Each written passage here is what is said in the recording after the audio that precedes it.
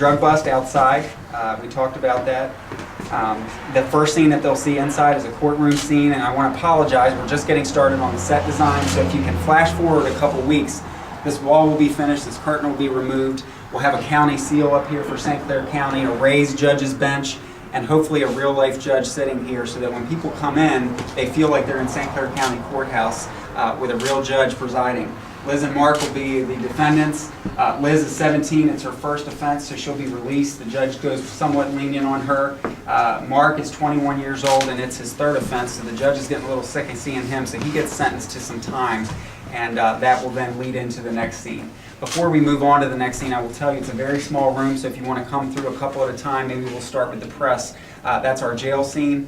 And then we'll kind of squeeze through in groups of maybe 6 to 8 after that. Before we move on, though, what I want to note is each scene is 2 minutes in length. When you walk into a scene, you'll be escorted by crackheads. There'll be folks with black robes, white painted faces with a black stripe down the front. They'll have flashlights. They'll walk into a scene. The lights will be out. The scene will start with the light coming on, and then the light will go out to signal going on to the next scene. So it takes about 25 minutes to get through. The next scene is the jail. Room here, you'll see Liz and her mother interacting, and what you'll see in that scene is that Liz's mother's got a prescription drug problem. She's got pill bottles throughout her purse. She's rifling through them. Liz may say, "Mom, I really need your help. I owe some people some money for drugs." Liz's mom is fed up. We weave in the military component by saying, "Look, your dad's deployed. I don't have time for this right now." Liz's mother turns her back. Liz reaches in her purse, takes the prescription bottle, so that hopefully we can make parents think, I didn't even think about the fact that I need to be careful with what I do with my prescriptions. So Liz clearly tries to reach out. It's obvious her mother's got some drug issues as well. The scene ends with Liz running out. "I'm going to go see my friends." Watch this lip. We will have these, of course, removed during the night of, and so use your imagination.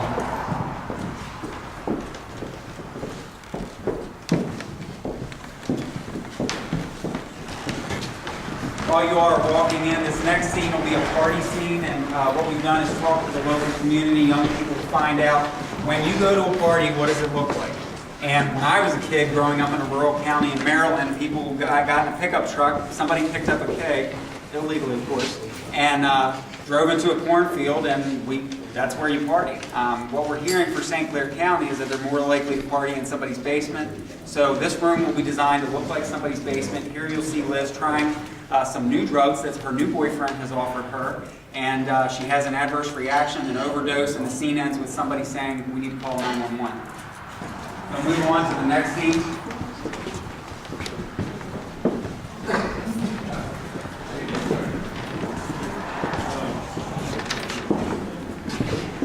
In this scene, this will be the effects room. In this room, the objective would be to convey through whatever senses we can, whether it be sense of smell, touch, taste, sound, whatever we can do technologically, and we're going to try to hire a production company out of St. Louis to help us do it right. But the objective is for you to feel and understand what Liz is going through with her overdose in this particular room. When they move on to the next scene, we'll have an EMS response. And so our friends from MedStar, Abbott, Muscuda, O'Fallon, the other local ambulance service providers will have staff in here playing the part of themselves. They'll be working on Liz, trying to get a heart rate. They'll pick up a heart rate, a very faint one, and then one of the paramedics will say, "Wait a minute, I think I heard a second heart rate." And of course, you know what that means. So she flatlines, they will pronounce her dead, and then we'll move on to the next scene. More just outside is a morgue scene, self-explanatory. We'll just have a gurney with a body on it under a sheet. It speaks for itself. And then if you can follow me outside, we'll just wrap up with the 2 final scene descriptions just outside. Funeral scene here, we'll have a coffin with flowers, mourner set up, a tent. If I have my say, we're going to have a hole in the ground ready to receive the casket. And the tour will be brought between the casket and the mourners to that effect. And then they'll actually come around the corner, and just around the corner from this building, there'll be 3 tombstones, the final one of which has Liz's name on it and the year engraved.